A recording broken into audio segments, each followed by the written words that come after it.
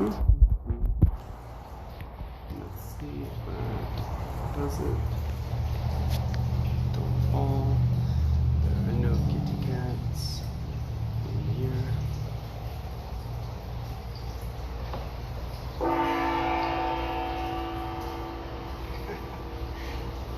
love that. That should do it. I'm not going to wait for anyone to pop online, as this was a bit impromptu, but I wanted to cover something we friends and I, colleagues and I, other students and I have discussed in regards to pain. What is pain? How does it affect us? How do we all perceive pain? Physical, emotional, psychological, intertwining. And also just to go over a few basic but infinitely complex, depending on how far you take them, exercises to assess yourself, assess the body. These are things that can be done easily in the morning, easily before bed, or they can turn into two-hour-long practices on their own to develop strength, end range, control, rehab and prehab purposes. Two quick notes, because I am representing the Karma Shack. And hello, my name is David Bolger, and today's class was Control Yourself. So I'm just refreshing on some things that keep coming up. Two quick messages in regards to the Shack. Monday through Friday, 6 to 8 a.m., there is an open Shack. There is open practice. What that means is someone will be here at the very least to turn off the lock, to unlock the door and turn on the lights. And you're welcome to use any and all toys, props. You can use the space to sit and meditate, or you're welcome to move and dance. We just try to be respectful, understanding there might be other people practicing in the room. So if you want to listen to music while you practice, please bring headphones. You're also welcome to sit quietly, stretch, restore, or use the gardens at any point. And in addition to this video, there will be more coming in the future. We'll have a weekly workshop shooting for every Saturday at 12, and that will cover a different topic every week. This week is learning how to breathe. It's a bit more complex than we give it credit for, and maybe that's just because most of us don't pay attention to the breath. We're alive, we're well, but I think we know there's good reason to. And that's it. You know, be on the lookout for YouTube type stuff, Instagram type stuff. We try to do our best to maintain a social media presence, but we love to see you here in person. Back to pain. It's not fun, but it can be a great teacher. What I want to talk about are two types of camps that I've seen in all walks of life, from military to CrossFit to yoga to general rehab purposes, whether that be physical therapy, chiropractic, medicine, etc.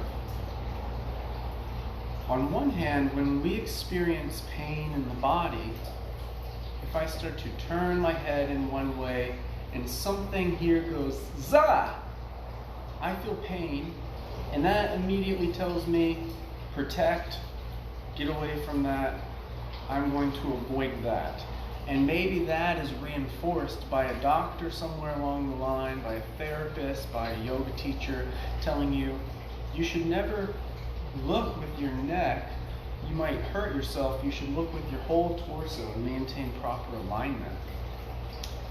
That can be beneficial just after an injury, but if we're afraid to even explore into the natural range that the body has, this can create many more problems. In particular, with the joint capsule itself.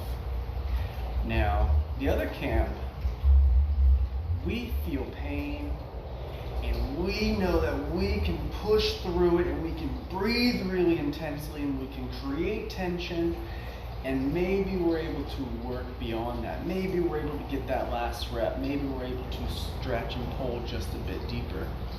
And sometimes they are. Sometimes you're a young type A, and you blow past all the barriers until you don't. Until we hit a wall that hits back, and pushing through that rep makes us dislocate the shoulder. Worse, it makes us tear an MCL. There's room for both. There's time to explore, to create tension, to work in to a sensation, but there are also times to back off, to feel something that feels irregular and simply to pause and maybe back off just a little bit to see what happens. Maybe after a few breaths, we're able to get a bit further. Maybe after a few breaths, we realize we need to approach this in a different way. And of course, I'm simply talking about the biological self at this point. We're not getting into, total body pain, total body shock and trauma. We're not talking about emotional heartache or any other kind of pain. While that potentially can be held in the body, we're talking about where to begin, how to begin, and when to slow down. Sometimes there's pain that we experience and we go, no, this is too painful. I'm not even going to try to work out or exercise or do this today. I'm going to take another day of rest. And in a weird way, I've seen many people, including myself, say, well, I don't have the full 2 hours in the gym that I would like. I can't do my entire Ashtanga yoga practice within an hour and a half or 2 hours, so I'm just not going to do it today. I need to feel that energetic fire. I need to feel that kind of sore pain the next day. But really, that's not the case. You look at many of the top tier athletes in the world, many of the top tier meditative practitioners in the world, there's always a sense of longevity. There's always a sense of, I would rather feel fully recovered the next day. I'd rather do easy practices that pertain to my interest than destroy my body so that I can't work out for the next week. I'm not saying that strategy will work for everyone all the time, but longevity, a sense of consistency, is usually what gives us a better framework of understanding our pain and where to move with it, where to be with it. So that's what I'm here to share. I want to share what my morning practice looks like in a way. I might expand upon that some, but really any of these exercises can be done alone very quickly, just as a total body assessment, just as a check-in. But they could be turned into a very detailed practice as well. So if you have any questions, please comment and enjoy. I can't see your comments if you are saying something, so we'll get to that later.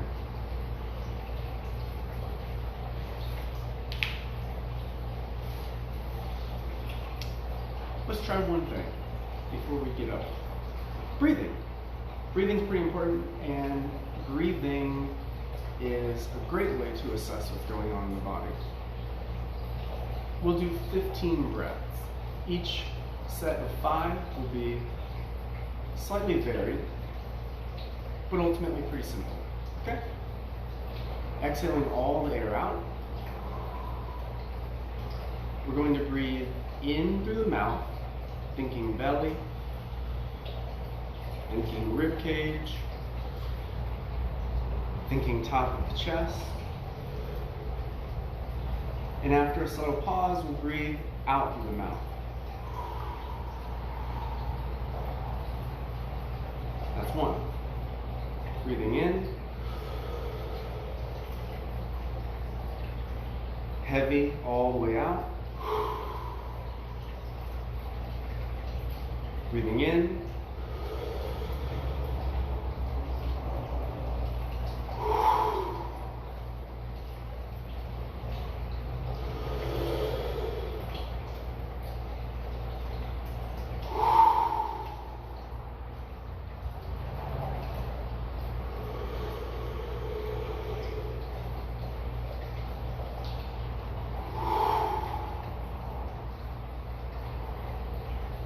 Come back to a normal breath. And noticing what a normal breath is for you. Noticing any change just from those 5 breaths. And a lot of people think that change is we're getting more oxygen. It's really we're depriving ourselves of CO2. Okay. The next one is inhaling nose, exhaling mouth. Ready? Exhaling fully. Gentle squeeze. Inhaling nose.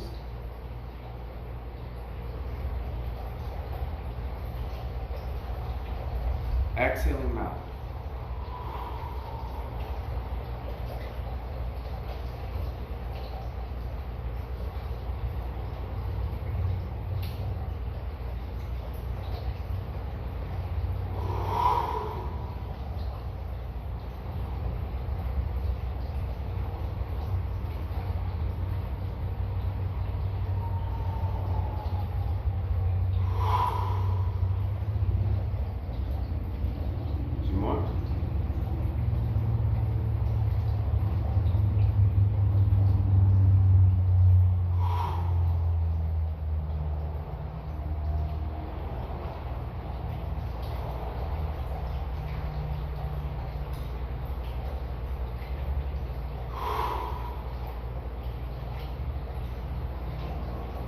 Easy stuff. Same thing, take a few normal breaths. Noticing maybe any change, first set compared to the second.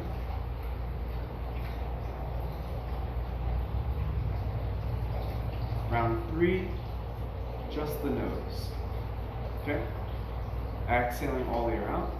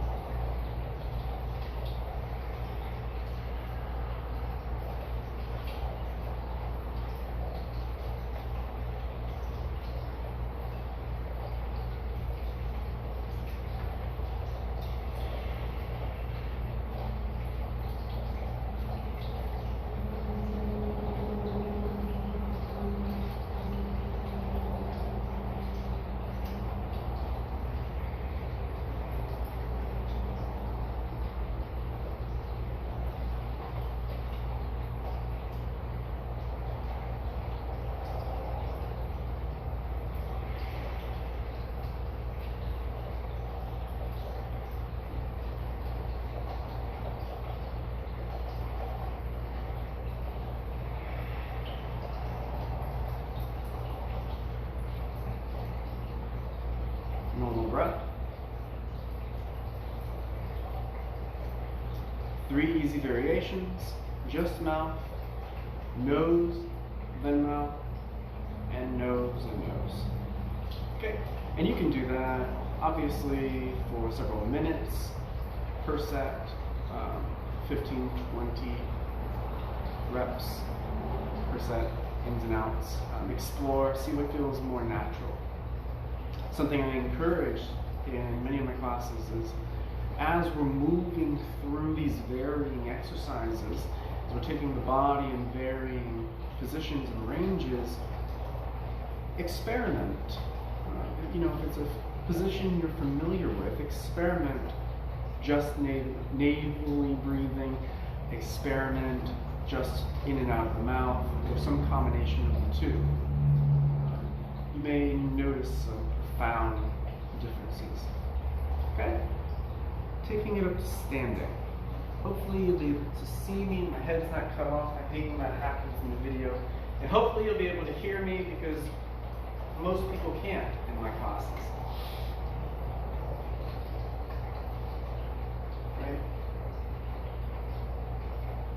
I like to recommend when we're talking about checking in with the body and checking in the joints, one of two things that you can do anytime, anywhere, especially first thing in the morning.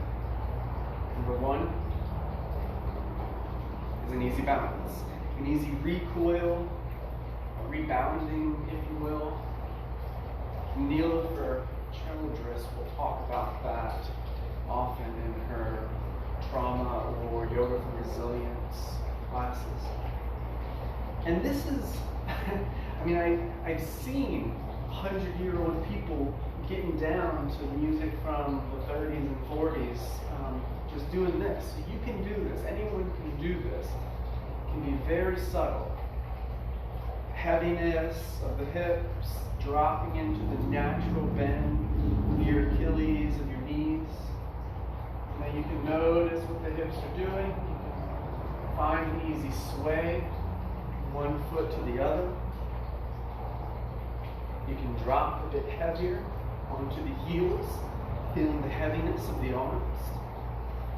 And truthfully, this is where I find my best cervical adjustments in the morning. Just taking my head into some easy movements. Better cracks than any chiropractor. Sure, I'll get feedback. And you can do this very steady here in the center. You can allow a bit more wiggling to take place, reaching in varying directions. If you have the capacity, you can get a little weird. You can start to explore. The idea isn't to focus on alignment, it's not to focus on exactly what point we need to stretch. It's just to feel the total connection of the body. Okay? Rebounding can look like this.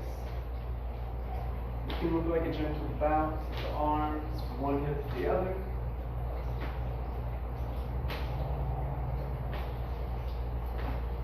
It can look like a wet dog.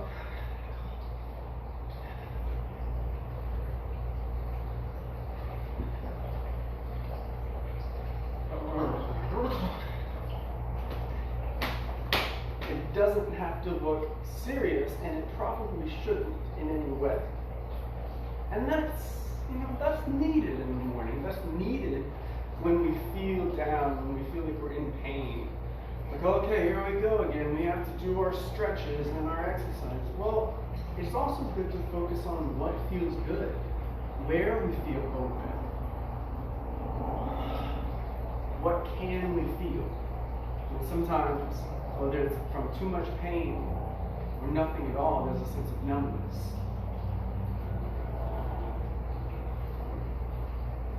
Again, I can go on for as long as I need it. Wiggling in any way or finding a sense of vibration.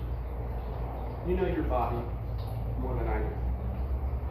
The second is what the FRC world, the functional range conditioning world, would call CARS, controlled articular rotations. Controlled rotations, trying to isolate one joint at a time. Okay? That can just be called moving your stuff. So, a really easy concept that helps me in the morning is do the coffee dance. Whether you have a French press or you have an old school drip, don't go for the Keurig unless you're using a reusable cup. You have a couple minutes. You have at least 2 to 5 minutes, right? Hit the drip, let your French press sit, and then you do the coffee dance. You go from head to toe, toe to head, and you try to check in with every joint. Maybe that looks like a very easy circle. It doesn't have to be squeezing into the most extreme range.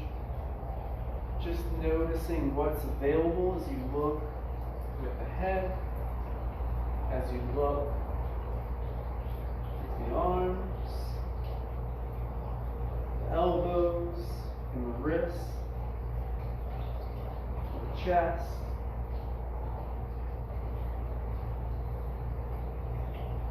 the hips, the knees, the ankles.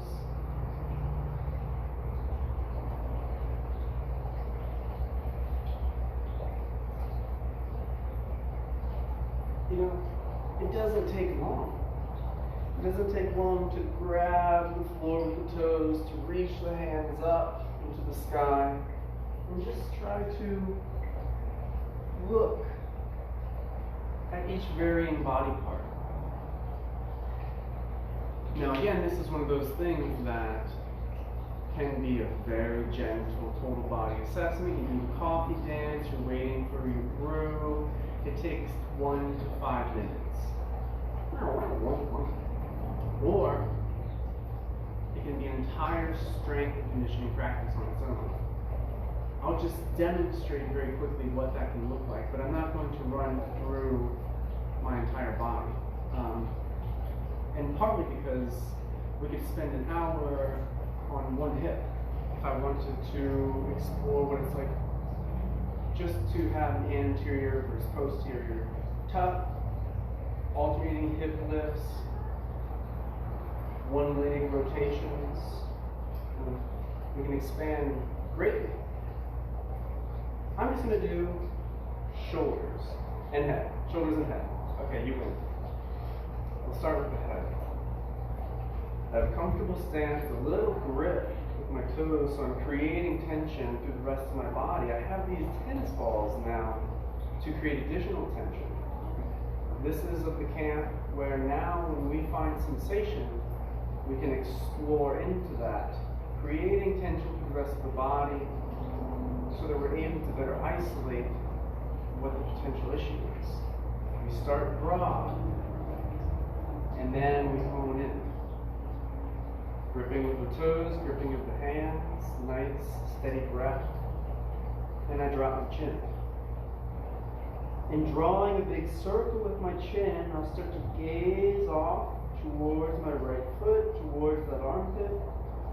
And as I start to gaze off to the side, I can begin to drop that ear back and noticing already I have some restriction on the closing side where I'm leaning into, I'm closing that gap. And something you can notice, if it's opening side or closing side, does it feel like it's a long muscle? Does it ever feel like it's a tight muscle that immediately cramps up on you? Or is it some sense of pinching, a sharp sensation? This could be more joint capsule. It could be, how do I say? I'll explain further. In both instances, we can pause. We can breathe. If it's the muscular end, the neurological tension, that may start to subside and we might gain more range. If it's the closing end, this could be a mechanical issue, this could be some kind of sticky catch point. It might just be bone on bone if you're hyperflexible. Okay?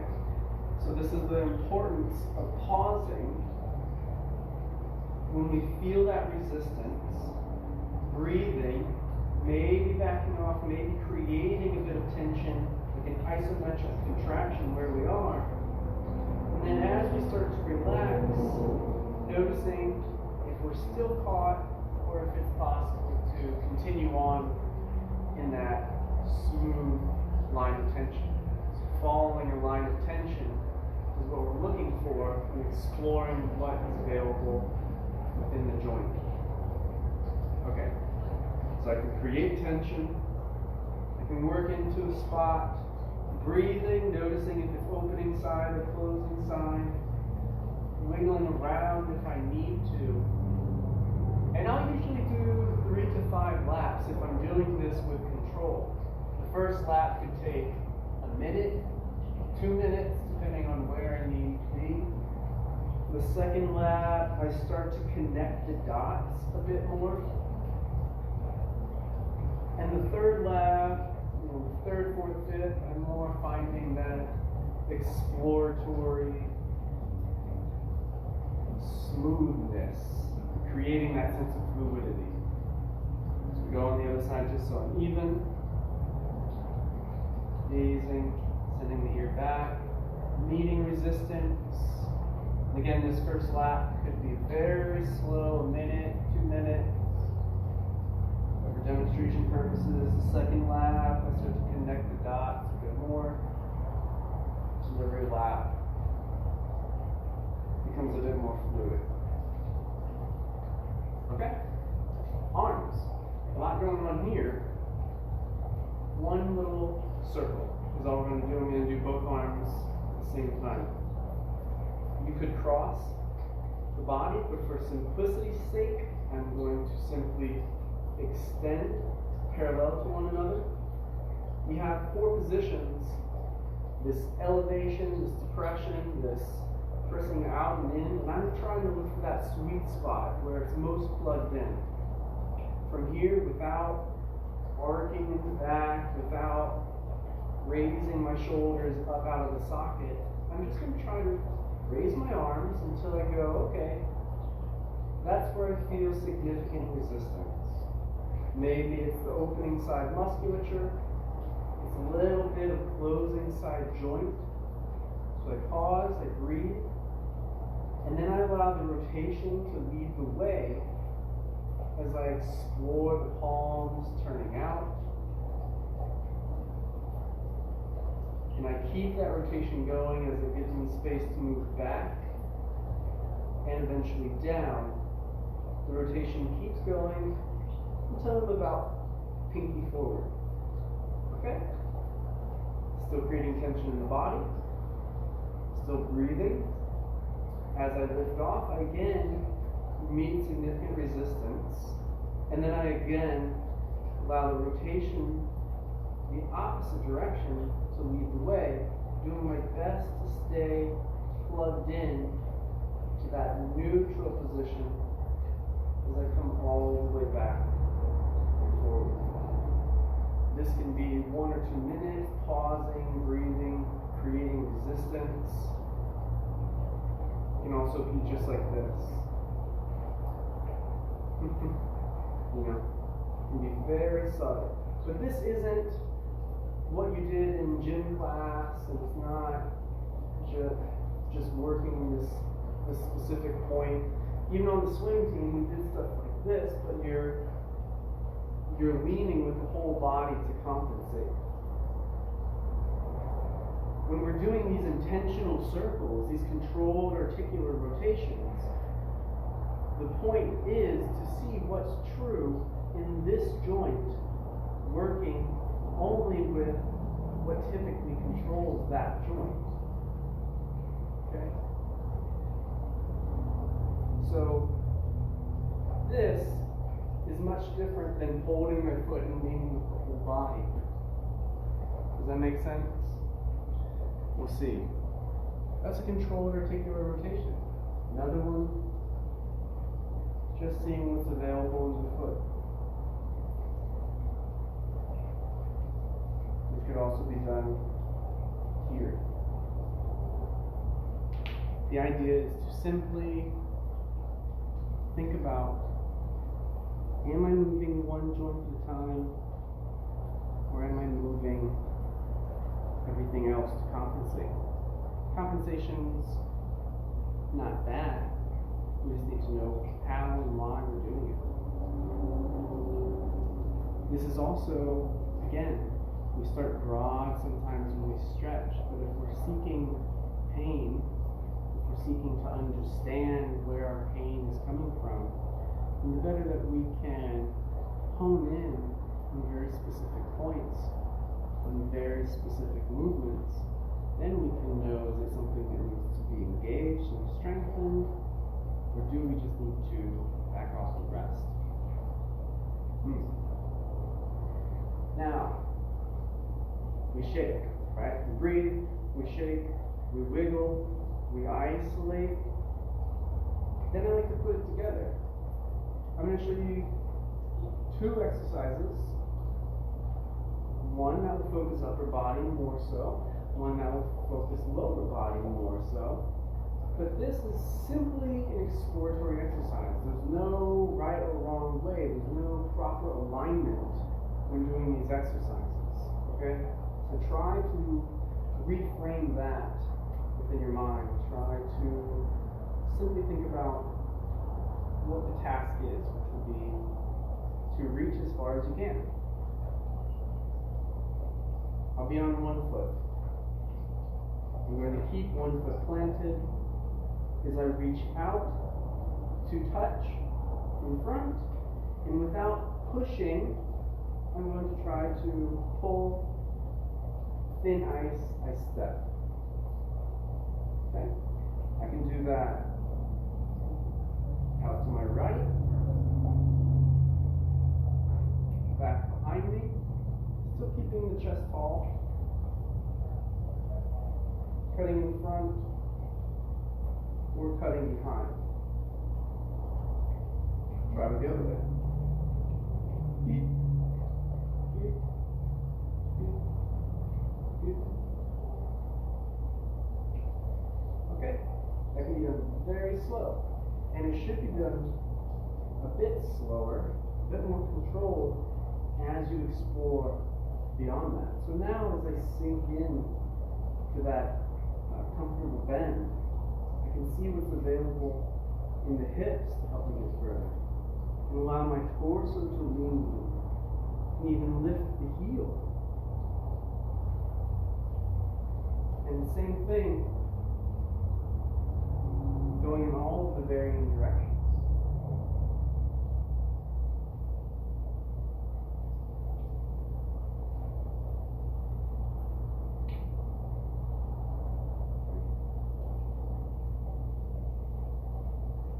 So with this, we're getting the hang of the idea that it's okay to compensate, right? I'm not going to be able to reach as far out if I maintain perfect alignment and I don't allow my knee to go past the edge of my toe. Okay? Sometimes it's simply about the task itself. But the task is feeling what's going on in your body.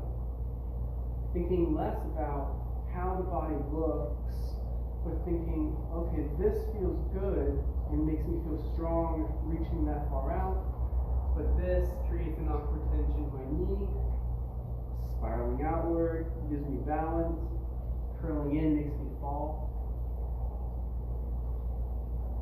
We're only going with what the line of tension allows for. And that can be right here.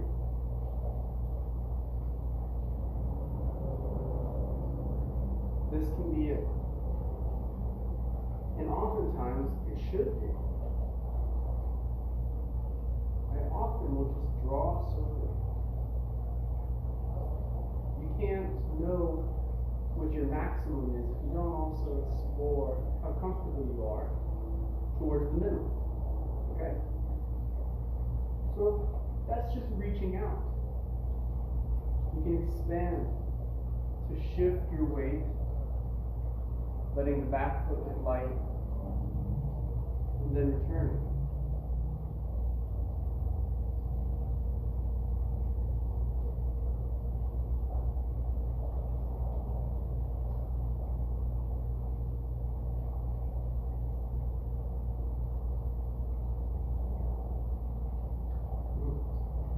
My favorite, if you want to explore the upper body, you've already warmed up your wrist, let's say, to reach out with the hand, and then another, and to reach out and try to drop the hips to a certain depth. And if we can, maintaining that 1, 2 back. So we go 1, 2 out, we go 1, 2 back. And you can do that at any varying angle. The second one is similar with its foot positioning. So we have a block. You can use a phone block, you can use a book, you can use a small kitten, whatever works best for you. I'll start with one block. I call this serving pizza. I learned it from this movement organization. I want to say they call it Twisted Tea. I'll have to get back to them now. I call it serving pizza. But again, with the tall spine, I start reaching the pizza out to my friend on the couch back behind me, to my friends off to the left, and I'm allowing the rotation to lead the way. I give myself a little bit of space so that I can hinge and come back through. Then I serve myself and reverse it.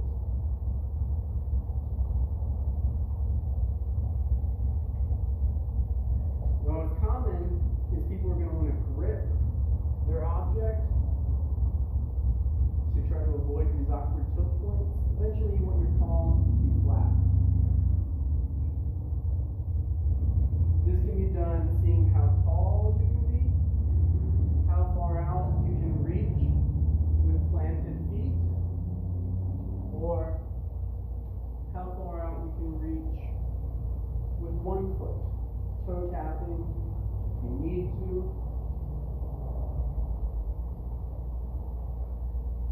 It's a lot of fun. It's a lot of fun. It's much more difficult than it seems. Even if you've worked in the restaurant industry, you stay in one position for very long. You're hardly, I don't know, I've seen some people and they're amazing.